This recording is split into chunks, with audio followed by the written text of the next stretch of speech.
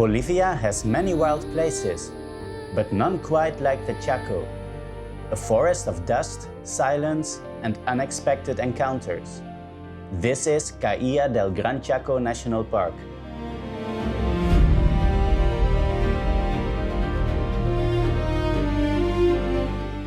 My journey began near the border with Brazil, in the quiet town of Puerto Suárez. While waiting for my bus inland, I spent an afternoon by a small river, where a burrowing owl watched from a branch and several green anacondas moved slowly through the grass beside the river. It was an unexpected start to the trip.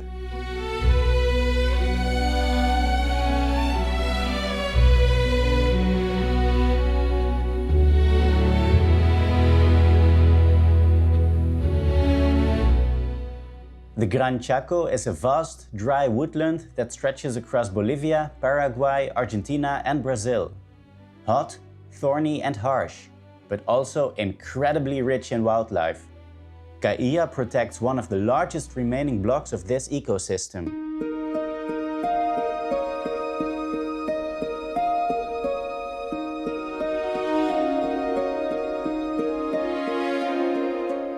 We reached the ranger camp late at night, after hours of driving through the dark.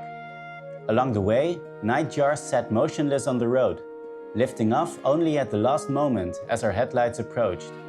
By the time we arrived, the forest felt completely still.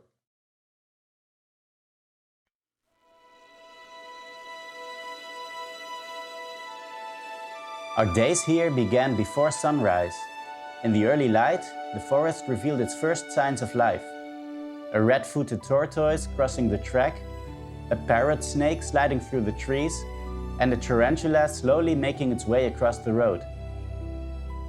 Later, the forest offered one of its rarest moments. A South American tapir stood quietly in a puddle at dusk, and deeper into the park we found a group of Chacoan peccaries, an endangered species found only in this region.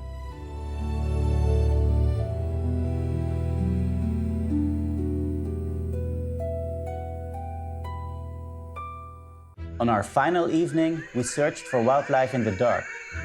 The forest was quiet, until small, funny sounds echoed from the roadside. They turned out to be frogs calling from the puddles, hidden but full of character. A simple moment, but one that made the night feel alive.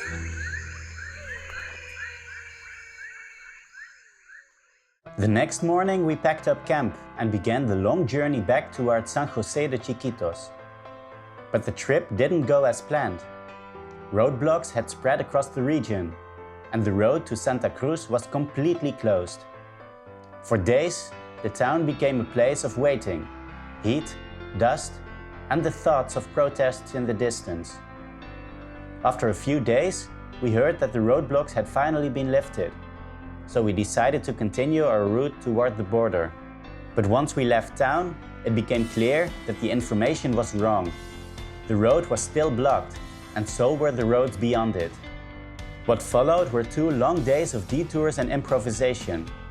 Taxis that turned back, stretches we had to walk in the heat, hitchhiking on trucks and pickups, and slowly weaving our way past blockade after blockade. By the time we reached the border, we had crossed 14 of them. It felt like a victory in itself.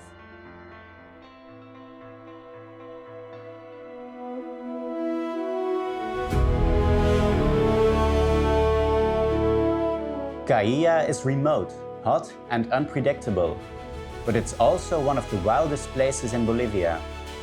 A park where the Chaco still feels untouched, and where wildlife appears only for a brief moment in the vast silence.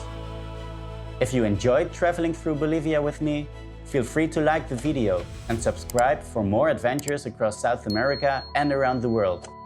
Thanks for watching, and see you in the next one.